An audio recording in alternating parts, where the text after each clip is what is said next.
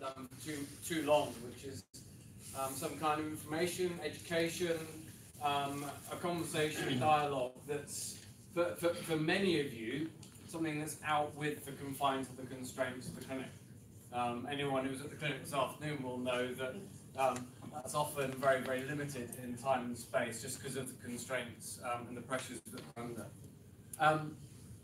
I thought what I would do today is just keep things very general and broad, have plenty of time for Q&A, so that we can try and address things. I'm sure you'll understand that what we're not going to be able to do today is to solve people's individual problems, so please do bear that in mind when asking questions. I will politely decline. And also, I think to bear in mind that for those of you who are who have Crohn's disease or ulcerative colitis, that many of you are at different stages of a journey that, for some, I appreciate for some people, has gone on for many years, indeed. And so some of the things that I will talk about may seem very aspirational, and are the things that we are looking to try and implement increasingly for people when they come to see us for the first time.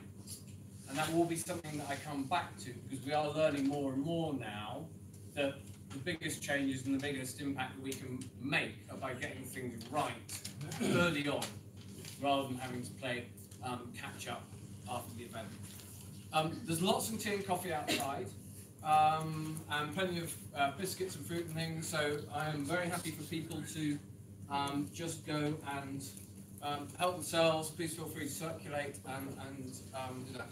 I'm delighted that we've got both Crohn's and Colitis UK and Cure Crohn's and Colitis and the Predict team all here today. Laura, do you want to say a quick hello from Crohn's and Colitis UK? So, hi everyone, so I'm Laura, I'm the lead volunteer for Edinburgh, so I've got some of the volunteer team here with me today, and we've got some information up at the top, so it'd be great if you could come and chat to us on the way out. I understand that everyone that came tonight automatically signed up for a 10k next month.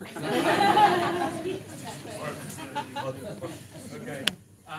And Nick's here on behalf of Cure Crohn's and Colitis, who are a Glasgow-based charity who have been very important to us because they're the people that helped get Predict off the ground accordingly. And Lisa is here on behalf of the Predict team as well. Okay, I'm very happy for people to shout out and interrupt as we go along.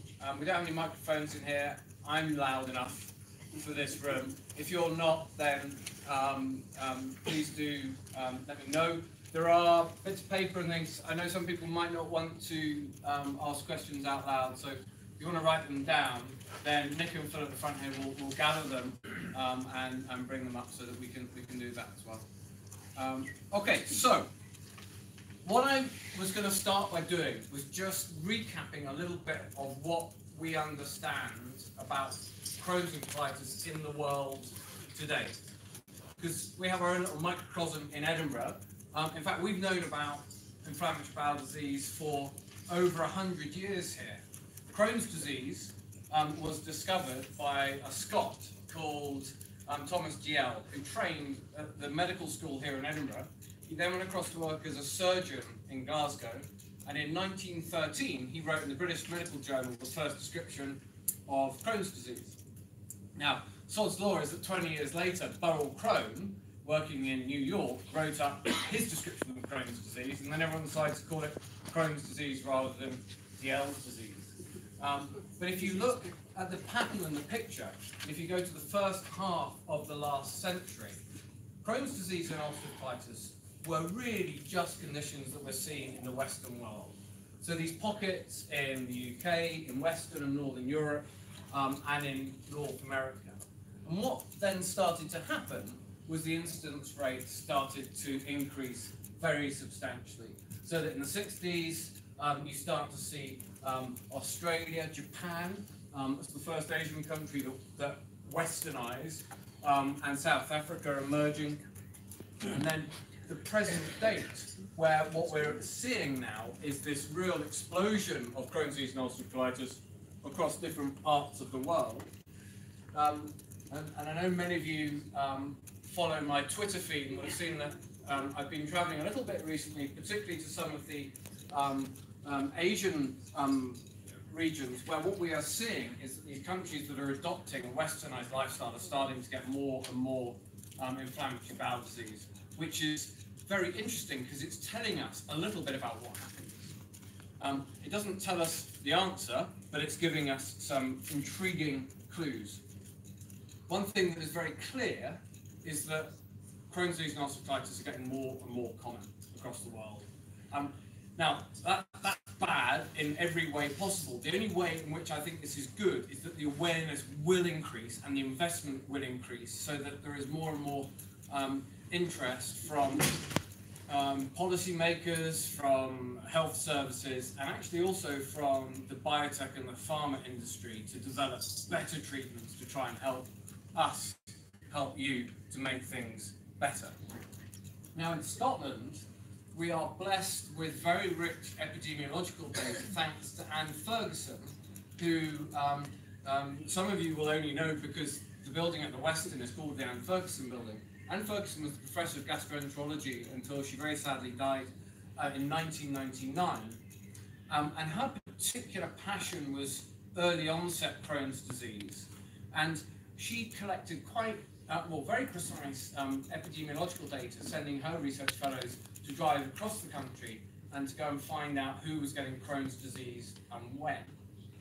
And people went around the whole country and they looked back, and what David Wilson and his team have done since then is caught up with this data.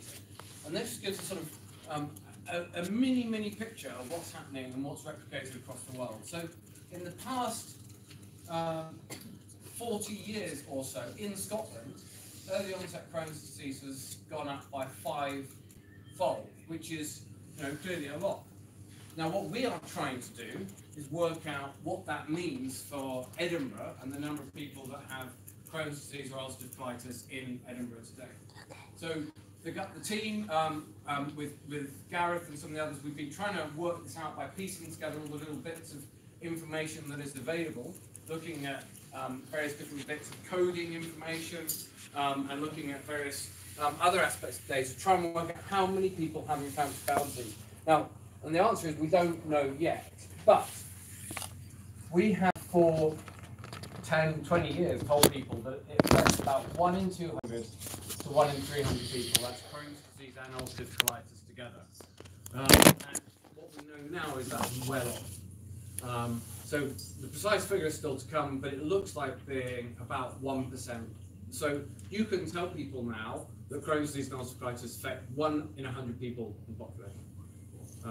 So I teach the medical students now, because we know it typically affects young people.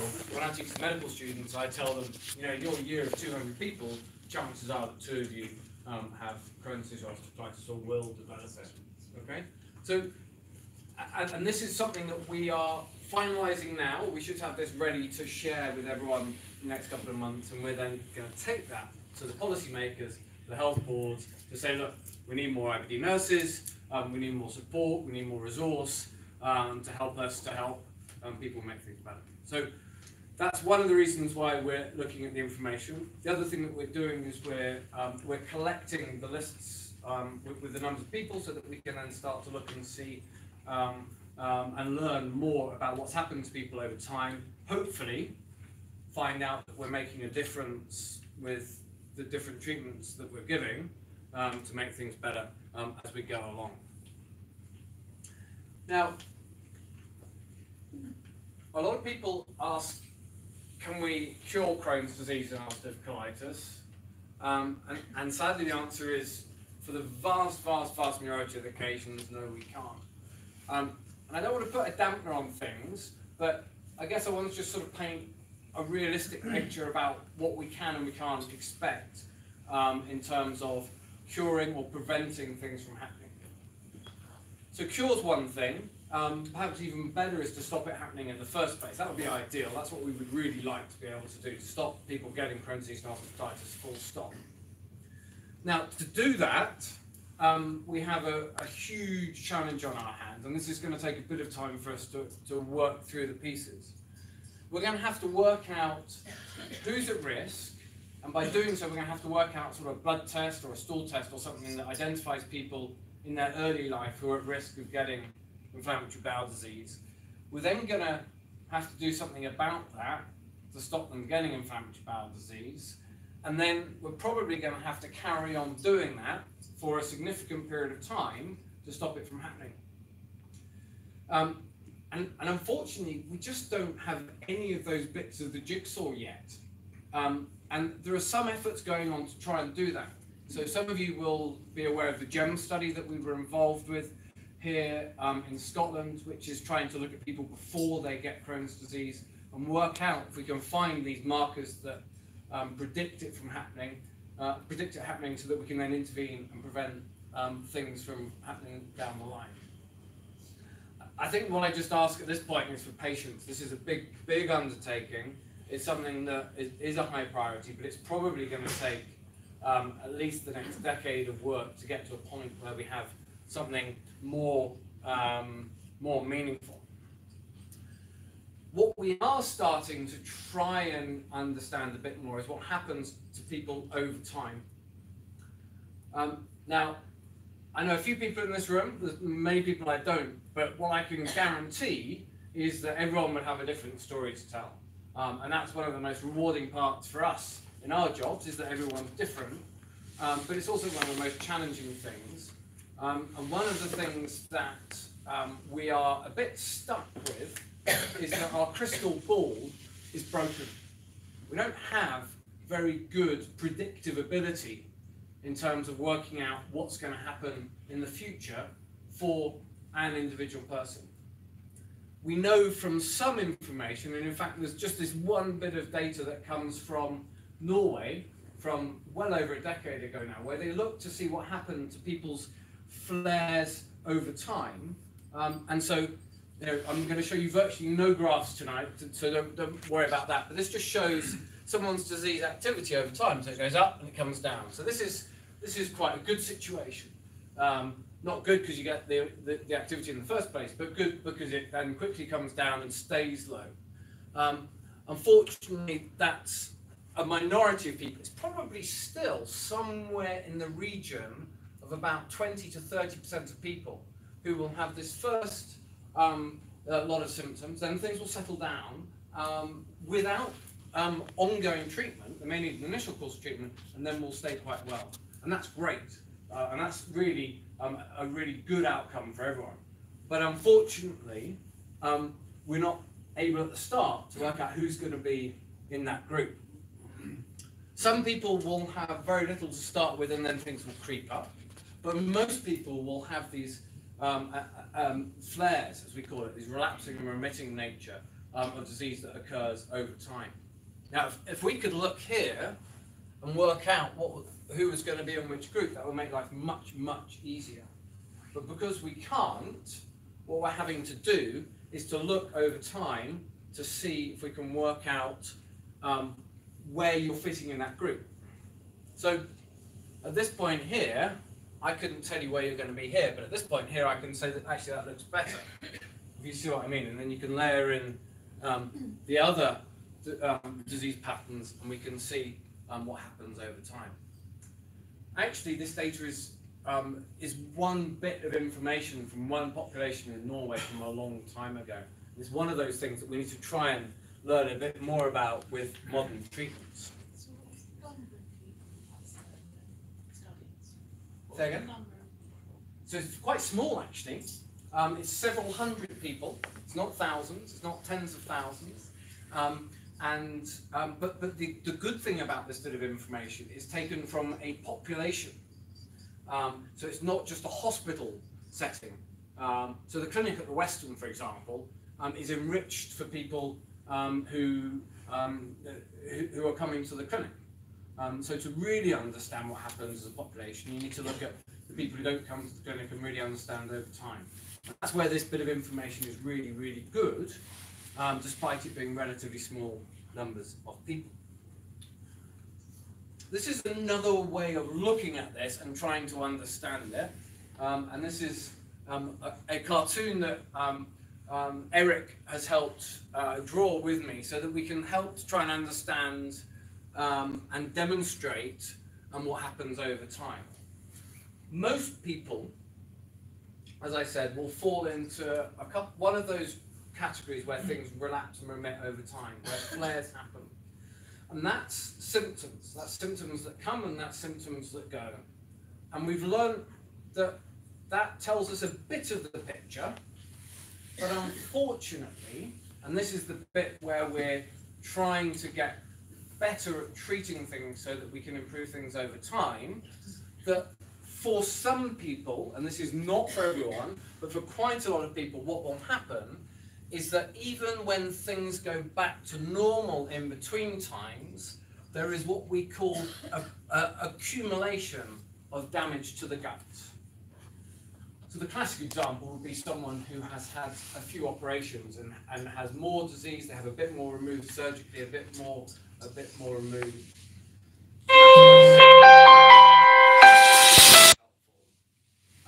But isn't a panacea, because Crohn's disease in particular tends to come back afterwards. And there are a couple of different ways that we can look at this, which I will come back to in a minute. Okay, so this is a schematic that we use to try and help to explain and to teach to people what happens to an individual for their lifetime when inflammatory bowel disease has occurred. So this was Eric's idea of a baby, but it still has a beard, so we can take that with him.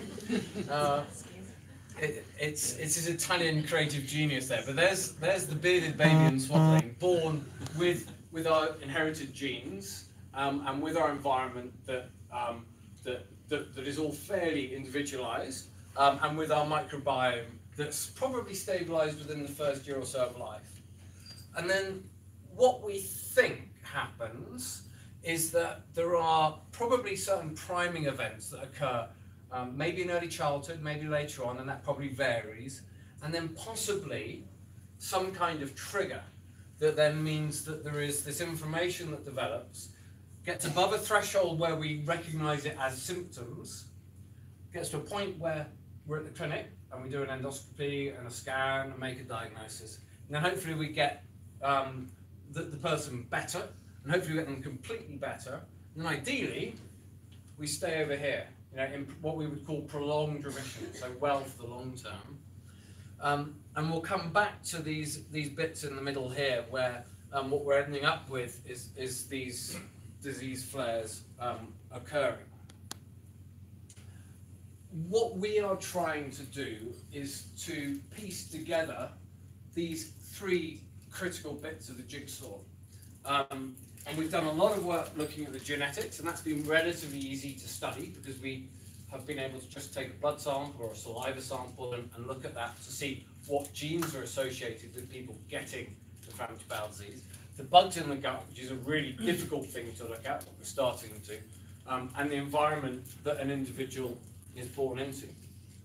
Now, we've been looking here in Edinburgh for well over 10 years, and with colleagues across the UK and internationally, trying to find out what genetic factors cause inflammatory bowel disease to develop. And the answer is quite a lot, but they're all very, very, very small associations. So this is quite an interesting thing that I don't plan to go into too much today, but we could talk about a bit more on another occasion. In that doing these studies is telling us quite a lot about the underlying biology of the diseases, and actually we are finding quite a few new drug targets as a result of doing these studies, and some of the treatments that are already in the clinic have arisen on the basis of this information. There's not going to be too much science, don't worry. The bugs in the gut is a really, really interesting aspect for us, because we strongly believe that the bugs in the gut have a very, very important role to play in all sorts of processes to do with health and disease, particularly to inflammatory bowel disease. The problem is that we spend too much time looking at the profile of the bugs in the gut when someone has already developed Crohn's disease or ulcerative colitis. And what we don't know is which of the bits that we're seeing different in people with Crohn's disease compared to people without, people with ulcerative colitis compared to without. Because you can see that here. If you plot the differences in the bugs in the gut in space without any other considerations, you can see that healthy people without Crohn's disease or ulcerative colitis, people with Crohn's disease, people with ulcerative colitis at the top, spread out into these different spaces. But a lot of that might just be because of the inflammation, or because of the treatment, or because of all the other things that have happened.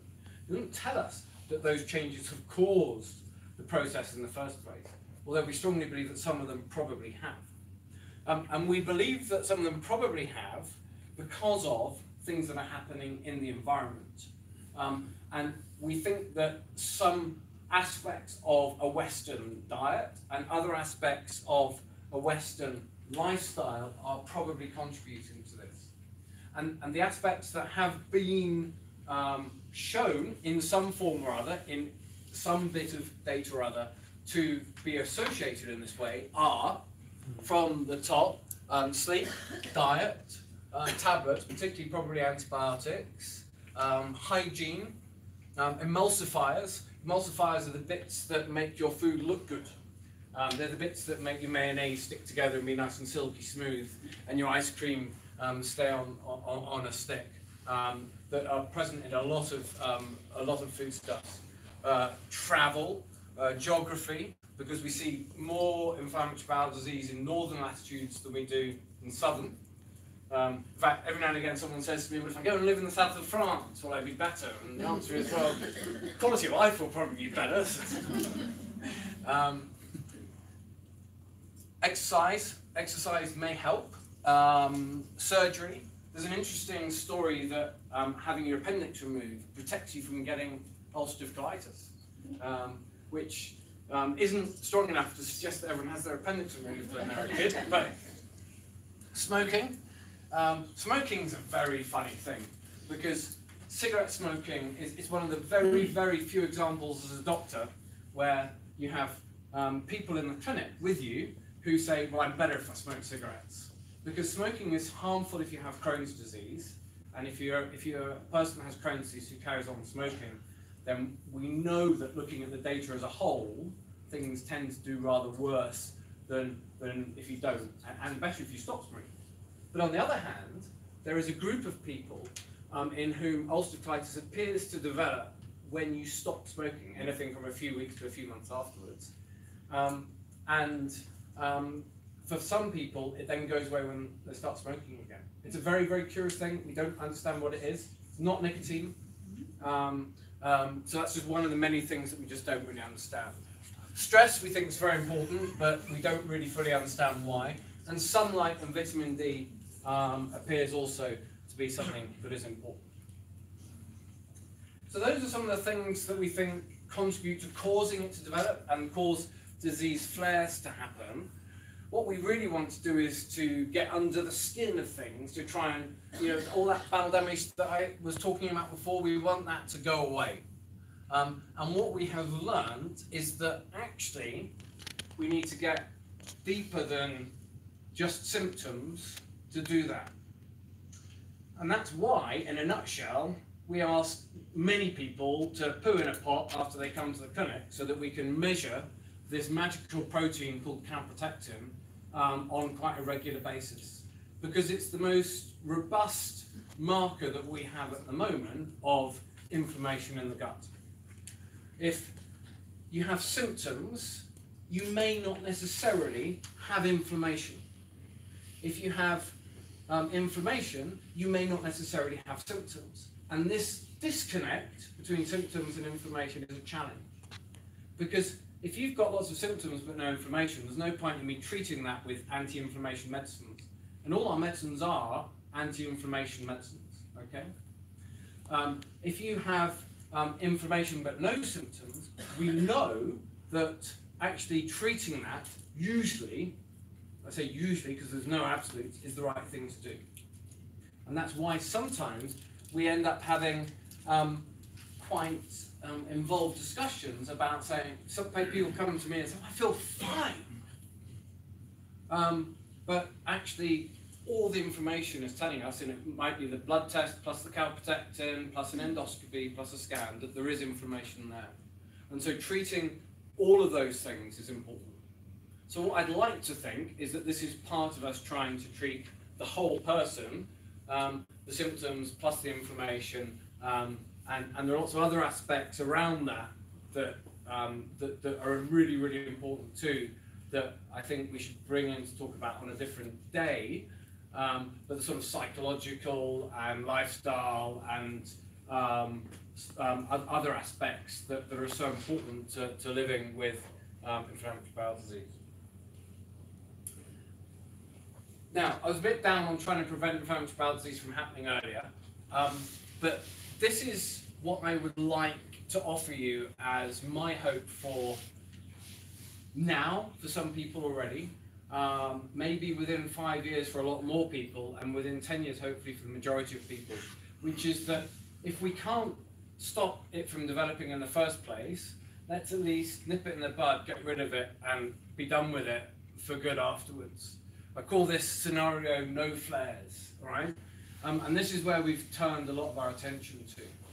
And what that involves is, at this point, making a very quick diagnosis, doing our best to stratify, that means working out people into different groups, by both the risk for flares and disease progression, because as I said before, that doesn't affect everyone, and by biology, because everyone's biology is slightly different, so that we can then try and get people completely well with the right drug treatment the first time, and then keep people well moving forward. So induce remission and maintain remission, get you well, keep you well, and with a crystal ball that works rather better than what we have at the moment. Now at the moment, what I like to say is that because that crystal ball doesn't work particularly well, we need to be realistic about what we can achieve, but to ask you to stay with us on that journey. What does that mean? It means accepting that we will do our very best with the information that is there at any time point. This is particularly powerful at the start of the journey, but this can be true at any point in time, and say, okay, with this information in mind, we think this is the right treatment option. This drug or this drug combination taken in this manner, but that this first option may not work. It may not be the thing that targets the biology of your particular Crohn's disease or ulcerative colitis, and so we may need to then try a different option. And unfortunately, it may be that that option has a side effect that means that you can't tolerate it, and so we maybe then need to go to a third option, and it may be that third option needs some dose adjustments and some increase of the dose, for example, for it to work. What we are trying to do, and quite often failing, but what we are trying to do is to tell people that's the sort of plan, and try to get through those different options as quickly as possible, so that we can get people onto what's their effective drug therapy as soon as possible to get there, and accept that that won't always work, but we know that if we can do that early on, we can make the biggest difference over time. Now, very briefly, before I move on to a bit more about the sort of clinical management things, this gives me a segue to talk to you a little bit about how the PREDICT study is fitting into this. Because what it is doing is trying to give us the information to work out the other factors, apart from just drug treatment, that get people well. Because lots of people tell me that what they eat is important, how they exercise is important, how much sleep they get is important, and lots of other factors, like they're better when they're on holiday or not at work or all these other things. And we're trying to put all that together so we can understand what really makes a difference when we look at lots of people, so that we can then help to give everyone advice about lifestyle, dietary and environmental measures that could help push more people into this corner, into this happy corner, with time. And so what we're doing is we're taking a large number of people. This has been in Scotland predominantly up until recently, and now across the United Kingdom. We're a lot of people because everyone's different, and so if you want to find things that really matter, you need to look across a lot of people. And we're doing a detailed analysis of the things that are happening when someone is well, and then we're following over time so that we can then see what's different in those people who have a flare-up versus those people that don't have a flare-up. And we're primarily, in fact, doing this to look at dietary factors. So we're interested in how much animal protein people eat, how much dietary fibre people eat, polyunsaturated fatty acid consumption, dietary emulsifiers, but also things like the bugs in the gut and the genes, and in fact lots of other things that we're measuring. But these are things that we're primarily interested in trying to find out. And we're doing this in collaboration with the IBD bioresource. And I'm saying this as a flag now because we've just started this week to recruit to the UK IBD bioresource in Edinburgh, and we'll do across Scotland soon. This is the new bit that is going to glue together all of the genetics efforts and a lot of future research effort in the United Kingdom for IBD patients. It's led by this man, Miles Parks, in Cambridge. And what it is a recallable database so that people consent to be recalled by the basis of their genes or by factors to do with their inflammatory bowel disease for other studies. And this is being done in alignment with the PREDICT study. In PREDICT, we're really interested in what people eat, and so we're doing two different things to look at that. We've got this electronic food frequency questionnaire that's via an app, so that you can plug in the different times that you've eaten different types of foods over the last week or so, but also now a food diary. So people are given a set of scales. You get a shiny 10-pound set of digital scales, and then you put your bowl on it, and then this is Lisa's food diary from recently, and then everything that you eat gets measured and weighed and sent off, written in a diary and sent off to the team in Aberdeen that do that. And then we're interested in looking at all these other things. Now, the reason why I'm going into this in so much detail is because we're using this as a way of trying to do things that we have done really badly in the clinic, which is understand more about what people are feeling in terms of their moods and emotions, more about how people are sleeping, how people are exercising, and all those other different facets. So these questionnaires are designed to capture that information, and we're starting to do it in a manner that will hopefully allow us to actually give information back, so we can do it in a sort of hyper-personalised manner with signposting to relevant bits of information, like the wonderful bits of information that Crohn's and Colitis UK produce. And then also perhaps have ways of offering help, app-based learning or interventions and all the rest of it, so that we can offer help to people. So that's what we're doing with PREDICT. A final point on that is just about where we're going with the data collection. We've partnered up with this company called Oshi, who are developing an app to help people track their symptoms and their disease over time. And what Oshi have developed for us are all the data capture elements for PREDICT. So that, and I hope that you like this as a concept, so that what we will be able to do is within PREDICT, what we do is we take the information from the electronic medical record, which in Scotland is called TRACK, and we put that information into the PREDICT database, which is obviously all kept very securely with appropriate data governance around it. And that the person that's in PREDICT puts their information into Oshi, but that the two talk to each other. And so you will be in charge of your information. You will have your medical records at your fingertips, and so that you are able to come to the clinic and say, this is me, You know, not that bit where we're asking you, oh, remind me, when did you have Crohn's disease diagnosed again? Or did you have an operation? I can't remember. Or remind me what drugs you had? Or did you do okay with that drug? It will all be there, and you will be the guardians of that information at your hand. It's not there yet, but for those people who are in Predict, we're switching to this soon. For those people who are going to enter into it, we'll be using this as the way of doing it. And so actually I hope that very, very soon, this will be something that will transform the way people manage things very, very soon indeed, hopefully. These are just some of the screenshots of what it looks like. Now, any questions to that point? And then I'm going to talk a little bit more about why and how we use some of the monitoring tools to help people get better. Okay, I'll carry on, and then we'll stop for some more Q&A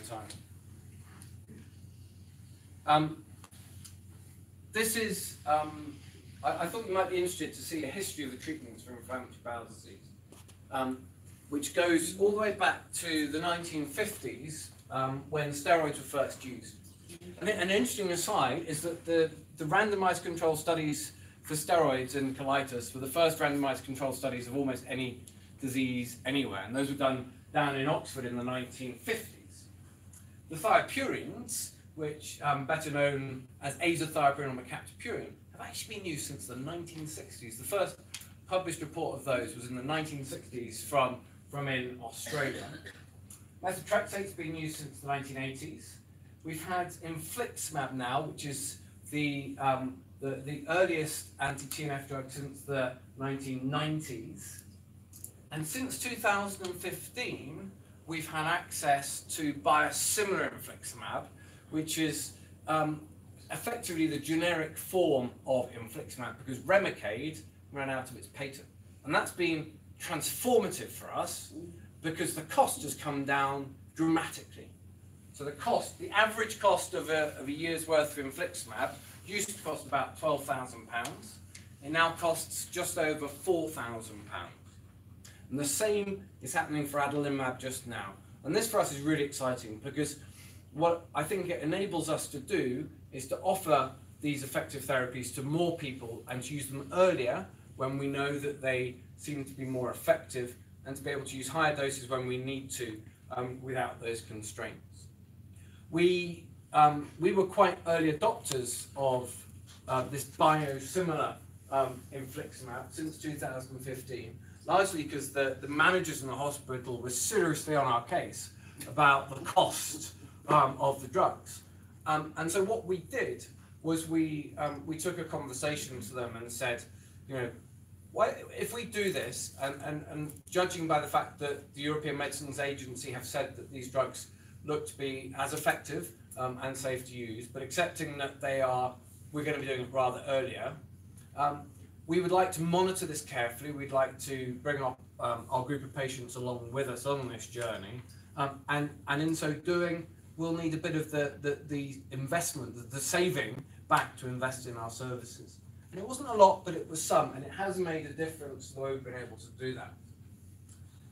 And then since 2014, we've had the first new drug for what felt like ages for us, which was vedolizumab, which is the first gut-specific drug. And then since last year, we've had another drug for Crohn's disease, ulcerative colitis. And this year, tofacitinib, which is the first new tablet medicine for ulcerative colitis, has been approved by the FDA and more recently by the European Medicines Agency. This is very soon to be available for those people that need it through an open access scheme from the company, and looks to be going through the Scottish Medicines Consortium, who are the Scottish equivalent of NICE, who tell us when we can and can't use drugs, in February or March next year. So all these other medicines are approved, except tofacitinib, which is licensed but not yet been through the Scottish Medicines Consortium.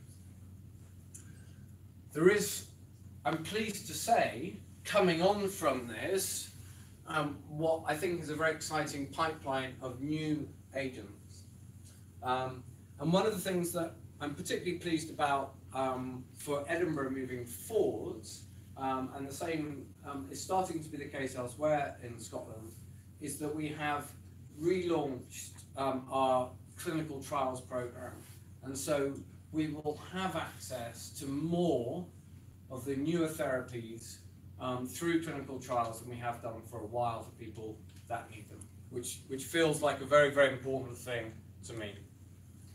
Now, with these new therapies, we've been able to get more ambitious with our treatment targets for people with inflammatory bowel disease.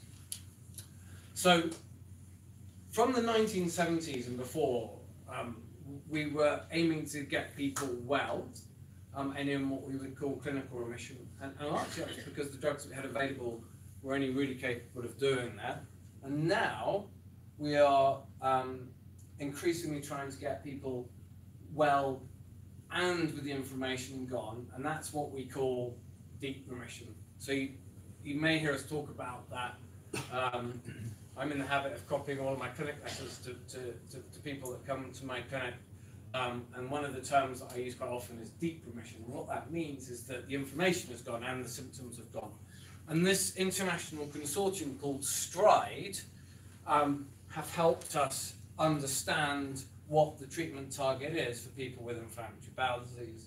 And they've got this schematic for Crohn's disease and for ulcerative colitis. This is the schematic for Crohn's disease, where the target is getting rid of symptoms and getting rid of inflammation. Well, I told you that already, but this gives a bit more flesh around what that actually means. For Crohn's disease, it's getting rid of pain and normalization of bowel habit.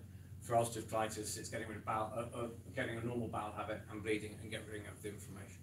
So that helps give us a bit of structure about what we're doing. Moving into the last phase of what I was going to talk about, I'm going to just switch things around a little bit to talk about quality of life, and that is a measure of what we are trying to do to help things better.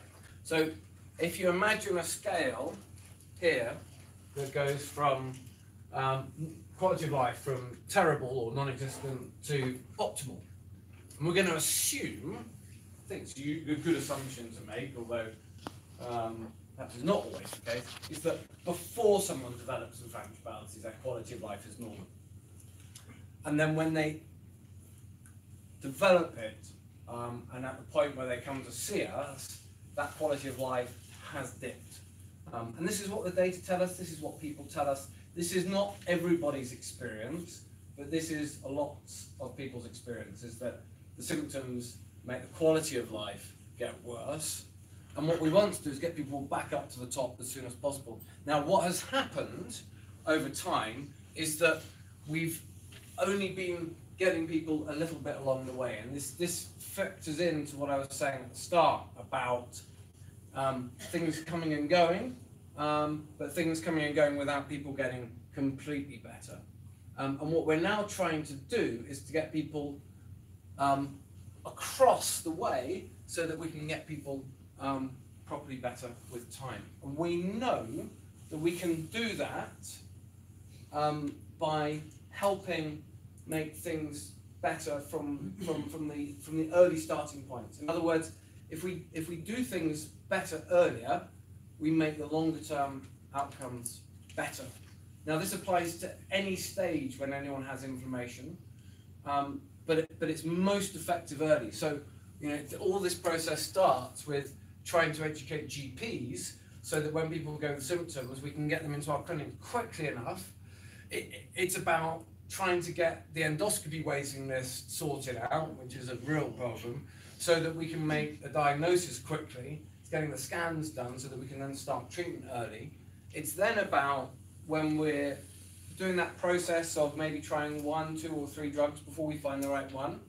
It's about monitoring so that if we are in a reactive mode, because we can't be too proactive because we don't know what the predictive factors are, let's at least react quickly so that we don't leave people in a state where there is inflammation too much early on.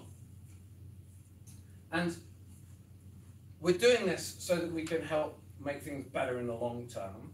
this is a little bit of evidence that shows that from the start of maybe the late 1990s, when we started to use some of the newer drugs, and when we started to be a bit more proactive with what we were doing, that the rates of surgery have started to drop for people with Crohn's disease over time. So it suggests that this tactic worked, and there are a few bits of it. I'm not going to give you any data because that doesn't feel appropriate now, but I'm very happy to know if people want more data in future, because well, I can keep going all night. Well, they'll probably kick us out at some point. But, very simply, just to give you a schematic about how this looks like.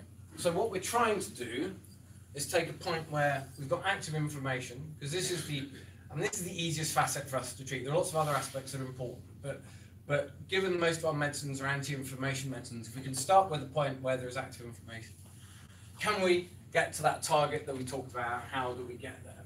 And these are the steps that we are looking at doing. So it's assessing risk factors where they are present. It's setting the appropriate target. It's getting on with things, not hanging around. It's monitoring, and that's things like symptoms assessment. It's blood tests. It's the pooing of the pot every 2 or 3 or 6 months for the calprotectin. And then it's not just merely noting what's happening, it's actually making changes.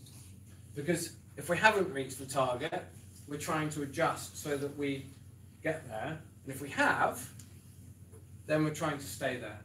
And so it's, even when people are well, it's trying to work out a way of keeping an eye on things over time. And it's not appropriate to get everyone back to clinic every 1 or 2 months. So for some people it's every year or every 2 years, and for some people moving forward, it will be much more appropriate that we have this done remotely with apps and calprotectin testing at home and all the rest of it, and we'll get there with time. But for now, it's trying to work out sort of the right balance of that. And as you can appreciate, with 10,000 people in Edinburgh with inflammatory bowel disease, which is what we think, you know, the clinic waiting room and the parking needs to be better. Let's get the biggest laugh when you're talking about parking. So this is where we're at. This is me summarising now. This is what we're trying to do with time. And I guess I'll just finally introduce this concept, which is that we think that when we're in this phase here, there is a window of opportunity. And it's the same whenever there's active inflammation. It's a bit like the heart doctors and the brain doctors talk about time is muscle and time is brain. It's not quite like that, but actually the inflammation that burns away in someone's guts is actually the bit that over time causes the strictures and the narrowings and the fistulas and just, you know, the unpleasant things that we know can happen. And this is why we try and treat that. It doesn't happen to everyone, but we know that it does happen to enough people that where there's inflammation present, we're trying to get that bit sorted out with time. We don't get this bit very right, but it is an aspiration for us, and it is what we are trying to do better, which is to try and do all of this in partnership with you. We are looking at new tools that will enable us to do this better, and I'm really interested in trying to work with digital solutions that will allow us to give you a map of your journey, tell you where you are, show you what the what we're expecting, where we're trying to get to, empower people with the information, all their own information, but to help you and us go on that journey together. So, I feel like I've talked more than enough. I said that we would have a bit more time. There's plenty of time for questions now. Holler them out, pop your hand up, write it down on a bit of paper, whatever you want to do. Yeah. Thank you. I really thought that was a very informative talk. Thank you. You've obviously talked about conventional medicines. I just wanted to see what your thoughts were on people taking probiotics or prebiotics. So probiotics. Let's just stick with probiotics because that's what most commonly think prescribed. And perhaps we can talk about probiotics and complementary and alternative medicines together. I really have no problem with people taking probiotics or complementary medicines at all, particularly if they're taking them to supplement what we are doing here. My concern, where there is concern, is that for the most part there is relatively little conventional evidence to support their use, to tell us when to use them and when not to use them. The data for probiotics in particular has been rather disappointing, because they have been the one thing that has been subjected to what we would call conventional clinical trials, where you do it in a properly organised way with randomisation and blinding and those other clinical trials aspects that are important. I say to people,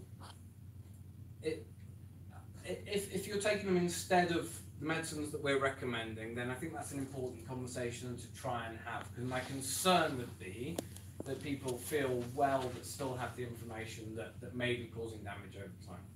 I worry about how much money some people spend on these medicines without real evidence, and that can be a harm.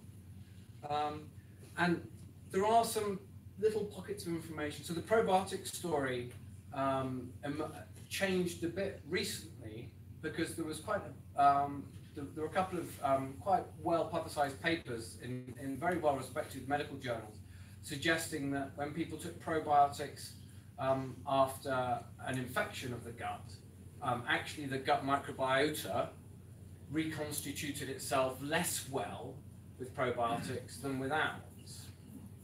Which just goes to show that, you know, I think it goes to show that we need to try and understand these things in more detail.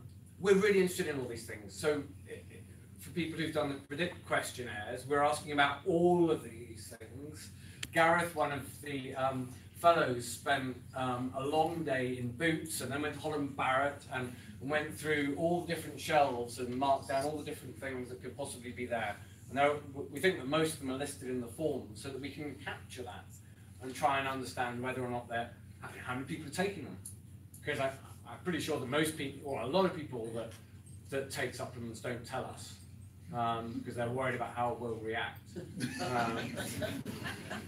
But you know, most of the time, my answer is I don't mind. Just watch how much you're spending. I know people that spend hundreds of pounds every couple of months on supplements. So I worry about that, but it's a conversation. Yeah. I just want to go back to the beginning of your talk and that slide of the world that you put up. About, yeah. Because I think that's shocking and really concerning, mainly in terms of Western diet, but also in terms of Western lifestyle and environment. And I wondered, has anyone done or doing some kind of comparative study between those elements in the Western world and non-Western world to look at what is protecting people from Crohn's and colitis? So that's a good question. So I mean, ultimately the question is turn it around on its head. And if you go to parts of the world where people aren't getting Crohn's disease and ulcerative, can you work out if there are protective factors? You know, should we all go and live in sub-Saharan Africa where people aren't getting it? It is shocking, and I can tell you that from my travels, it's not just dots on a map. It's real people with bad Crohn's disease, and in some places it's happening in quite alarming manner too, where there are, you know, many family members with bad Crohn's disease and ulcerative colitis. What's causing it? Well, if you look at the epidemiological data as an epidemiologist, then the signal is with urbanization. Okay, so that's the one sort of fairly irrefutable fact. Now, everything else is association rather than causation. But it seems like a very strong association between the development and westernized lifestyle. And the obvious thing to look at is diet, because that's the thing that seems to have shifted the most and the most rapidly over a time frame that's important. Although there are many other aspects that come along with urbanisation that are slightly harder to study, although not impossible. Particularly, there's quite a lot of rich environmental databases and things that you can tap into to study these things. Your question, and I guess your challenge, is can we look at there and here and see which bits match up and what's different and what's the same? And that's very much part of our plan. I think that for many of these things, both in terms of what causes the diseases to develop in the first place, and in terms of what drives changes over time, that what will be very powerful is to look at one or two parts of the West, for example, if we can still use that term, like Scotland, and one or two parts of the rapidly developing world. And so I'm building a relationship with a couple of different areas so that we can look at it. I think the Middle East is a fascinating area. There are several other people looking in China, other people looking in the Indian subcontinent, South America, to try and understand what's going on. But yeah, it's an important thing. And actually, your challenge, I think, is a really, really good one, which is, let's not just think about things that cause harm, but let's also think about the protective factors too. Obviously, the introduction of biological drugs changed everything quite a lot, personally, and for a lot of people. Yeah. And I see a sort of a picture of various people where different ones stop working and then you move on to the next or whatever. And obviously, way back, there wasn't all these options. Is there plenty of study going on to develop more for when the next one runs out and the next one, it's such a huge thing, and I know it's developing fast. I just, So the question is, are we getting enough new options? I think for people that are failing the first drugs. I think that's the crux of your question. And the answer is yes, we are. But there is a problem, and it's a problem that I think is a fairly urgent one for us as a research community to try and understand. Because unfortunately, there's a bit of a law of diminishing returns, and we know that you get your best bang from your first biologic for your buck. And it's what we don't understand yet is that if people fail the first biologic drug, which is typically infliximab or adalimumab, then why is it then harder to treat with other drugs moving forward? And we see it time and time again. And we don't know at the moment whether or not there are just a group of people who have more treatment-resistant disease, or whether, which is possible, there is something that happens following treatment with some of the drugs that makes the immune system harder to treat with other drugs. And that's quite an urgent problem that we don't yet know how to fix, unfortunately. Yeah. You mentioned about trying to catch and diagnose the disease with the stratification as soon as possible for the systems to prevent. For most of us, our first call is a GP. I think he's trying to educate GPs now to pick up symptoms. I mean, I was quite lucky. I was from when I first went to the GP. I was 3 months. But when you read some of the things, some people are 6 months. And honestly, if you go back in time, there were some real horror stories of people who just, you go back to the really dark old days when you had children who were misdiagnosed with anorexia for 10 years, and then it turns out they had Crohn's disease all along. Those things are becoming much, much less common, and actually, in many ways, we're doing so much better across the board than we did before, but there's still room to go. And yes, trying to educate GPs, it's a challenge, actually, and it's something that we are trying to do as much as possible. One of the things that's helped a lot is allowing GPs to get access to the calprotectin tests as a direct test from primary care, rather than having to refer to us. So very commonly, GPs would write to us and say, this person has symptoms, I'm not sure if they have irritable bowel syndrome or whether or not they have Crohn's disease or ulcerative colitis. We've done blood tests and they're normal. We've done stool tests for infection and they're negative. Would you see And in those days, what we would typically have to do initially was then actually perform a colonoscopy and do a scan to see. Calprotectin has enabled us to identify a big chunk of people where with strong confidence we can say, actually, it looks like it's not inflammatory bowel disease. And then when the calprotectin is high, we're not able to, that doesn't give us a diagnosis, but it then enables us to get on with doing the tests quicker. And so we're cutting out a bit of that process, which is a good job because the gastro waiting lists in Edinburgh are shocking at the moment, which is to allow GPs to do the calprotectin test so that they can then write to us and say, this person has symptoms, the bloods are normal, but the calprotectin is high, would you see? And then we can do that quicker. So that's part of that process. GPs have a lot to do, and I admire them enormously. I would find that an incredibly difficult job myself. I hope that with some of these bits of information, for example, telling GPs that 1 in 100 people have inflammatory bowel disease, you need to know about this more than you need to know about diabetes, for example. It's a bigger problem that will help bring more resource into GPs to help us manage things together.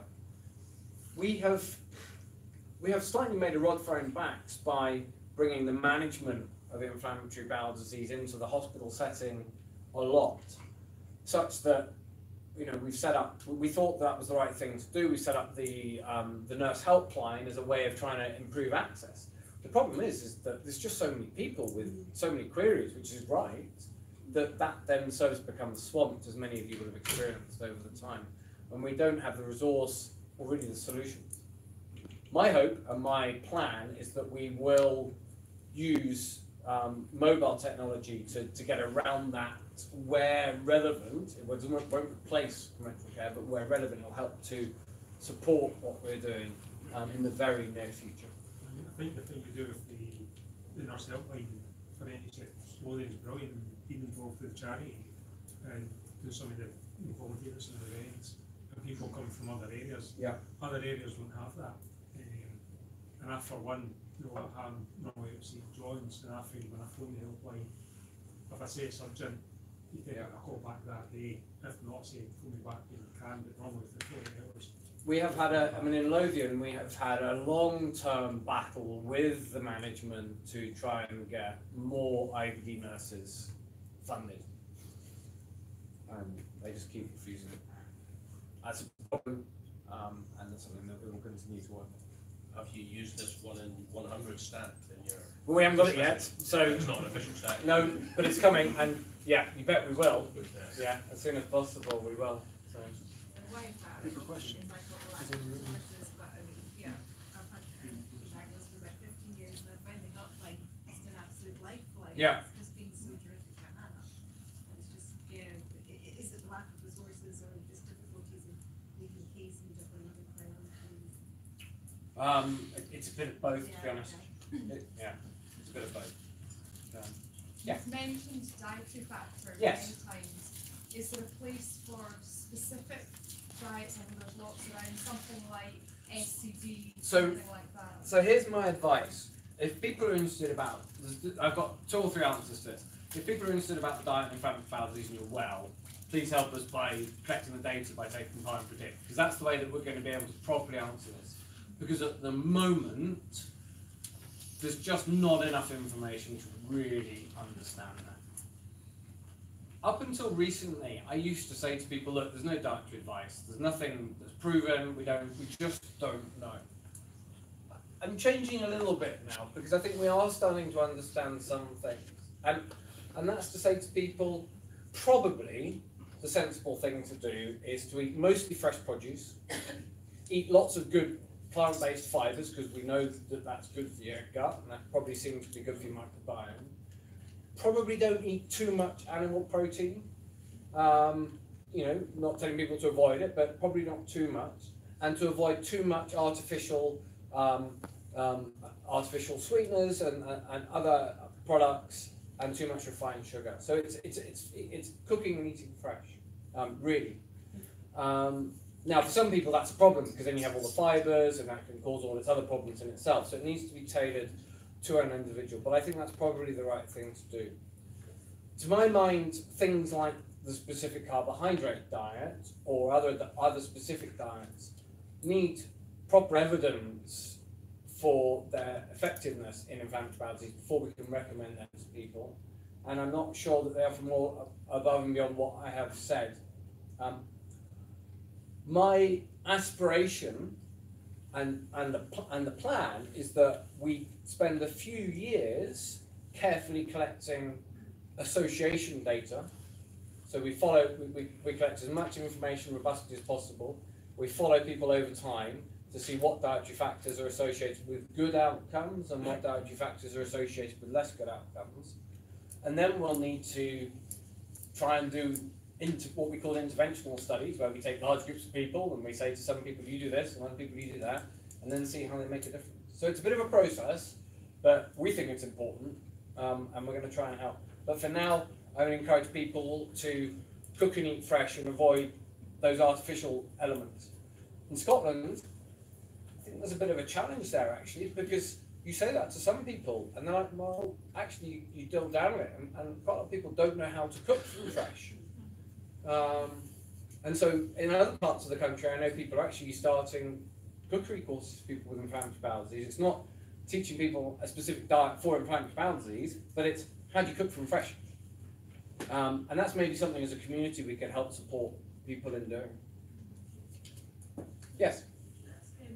What classes of flair and say there's certain things I know in my diet that would it cause a potential irritation the next day, but not necessarily a long-term thing. You know, I don't know if I should do that. Say, you know, what chocolate or something like that, or coffee that I know next day I'll not have problems with.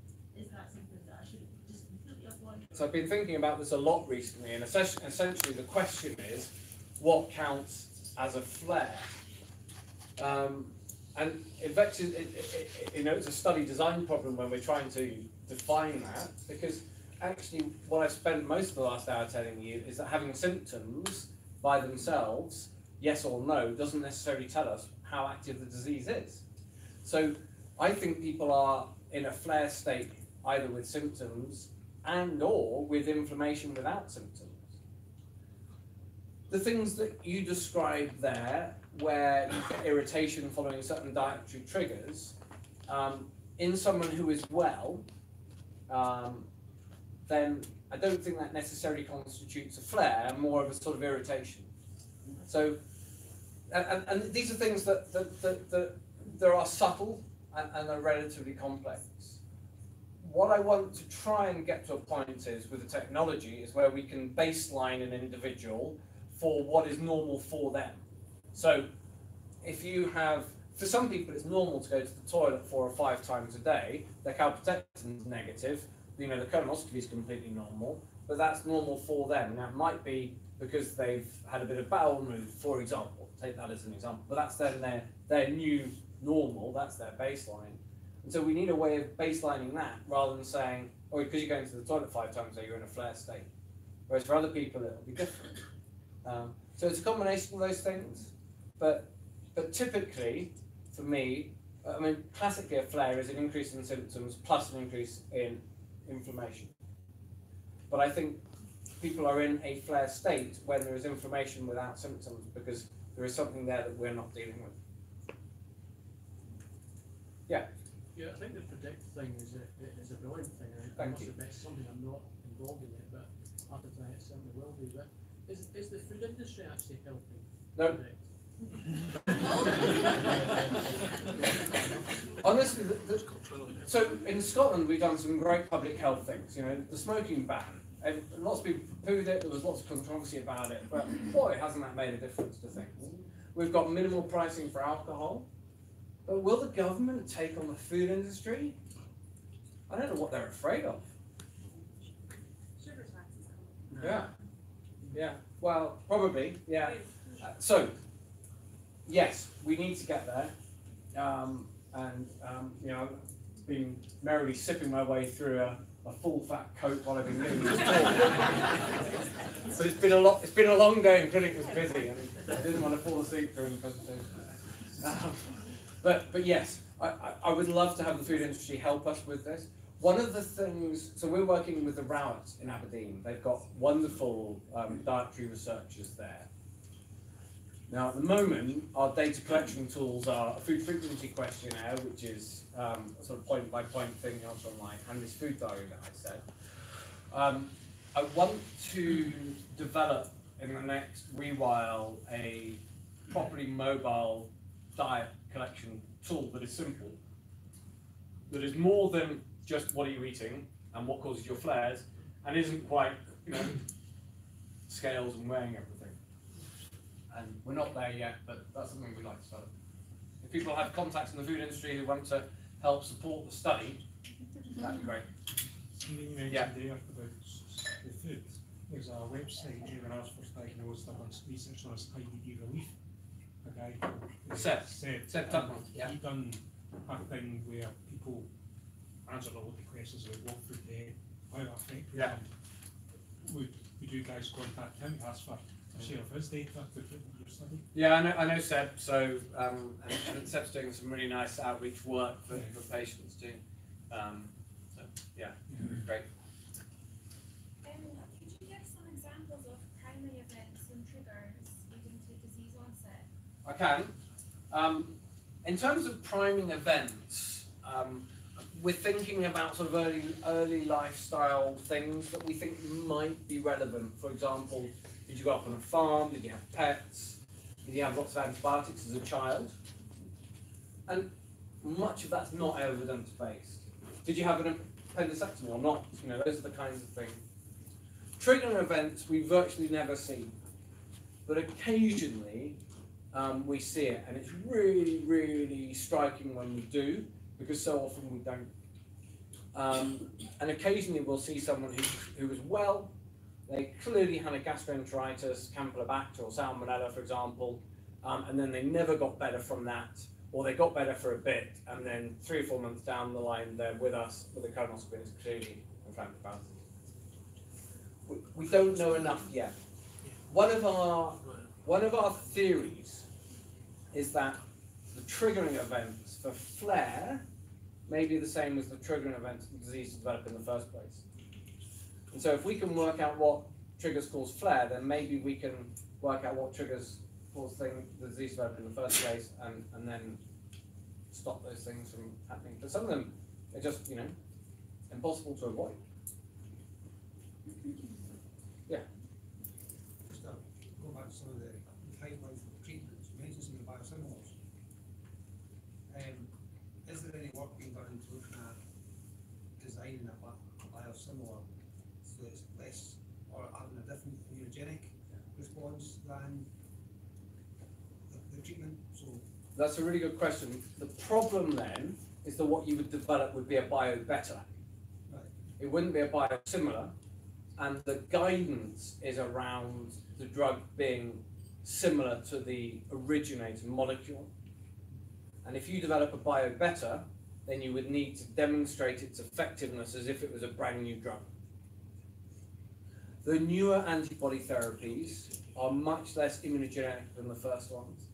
So what we're talking about here is the problem with biologic drugs, which is that they are protein-based drugs, and they are foreign proteins that enter into your body. And your body has a system, an immune system, that identifies them as a foreign protein, and sometimes develops antibodies against that foreign protein, and that causes, sometimes it causes reactions, but actually more commonly what it does is that antibody gobbles up the protein and gets rid of it. And so, for example, people who've got very high level of antibodies might come in and have an infliximab infusion, and by the time they get back to the car, it's all gone, because the antibodies have gobbled it all up. Now, the newer antibody-based therapies are less antibody producing or less immunogenic than the original ones. Infliximab is probably the worst culprit. It's probably also still the most effective drug that we have. Interestingly, in the pipeline, a lot of the newer drugs that are coming through are also now small molecules. And in terms of, and this might be quite a good place to end it on, as a really sort of positive note for the future. Because if we talk about the next year or two, we've got a pipeline of new drugs and step changes and things that can happen. If we go forward 10 years, then a whole load of the new drugs that are being developed are not antibodies, they're small molecules. So they can be made like tablets, they're like aspirin. And so you could make a generic version. So biosimilar for an antibody, you have to still grow the antibody and check it works properly. It's complex and it's expensive. So that's why there is always going to be a cost with them. Whereas tablets, you know, azathioprine costs pennies, aspirin costs pennies, because they're just, you can make them from a chemical recipe. One of the hopes of the future is that with quite a few of the new drugs, they're small molecules, they'll be tablets, they'll be subject to patents and costs for now, but they'll all have patent expiries. And so in 10 years, we might have quite a few tablets that we can make that are cheap. And then what we can then do is put some of them together to combine them. We might need to do this so that we target multiple different inflammation pathways to actually do a similar thing than has been done in hepatitis C, whereby combination therapy actually was what made the difference. And most of us believe that something similar to that is what's going to be needed to get around the sort of this ceiling, this limit of the effectiveness of our current drugs. And that step change is going to make a big difference. And that might be possible quite soon, but expensive. But it might be possible and cheap in as soon time as 10 years. In the meantime, we need to collect as much information as we possibly can about what happens to people over time and whether or not we can predict who needs what drugs. Is it too cynical to say that if you're able to produce the evidence that shows that it's 1 in 100, that drug companies will see the cash benefits of that and start looking into more detail for them? So I think there seems to be treatments for chronic colitis piggyback on the back of treatments for other diseases, and is that there is a lot of research investment, R&D investment for big companies in terms of making new drugs for inflammatory disease at the moment. That is a good thing. With time, patents will expire, biosimilars will drop the cost as they're already. With enough time, some of the newer medicines will become cheap enough to make chemically. So I think it's an optimistic note. It's nearly 8 o'clock. I think we'll close at that. I hope this has been interesting and useful. I would like this to be the start of a process. I'd really like thoughts and ideas about what we could do differently next time. Everyone's got a bit of paper there. I don't think to do any kind of evaluation forms and all the rest of it, I guess we should have done, but I just thought we'd do this and start rather than not. I thought that we could do this in the future and get a surgeon to come and talk, and a dietitian, and a psychologist, and the nurses to come and talk, and all those things. If you've got any ideas like that, perhaps you could just jot them down on a piece of paper and leave them on your seat and we'll collect them at the end. Otherwise, thanks for coming, safe journey, and have a good night.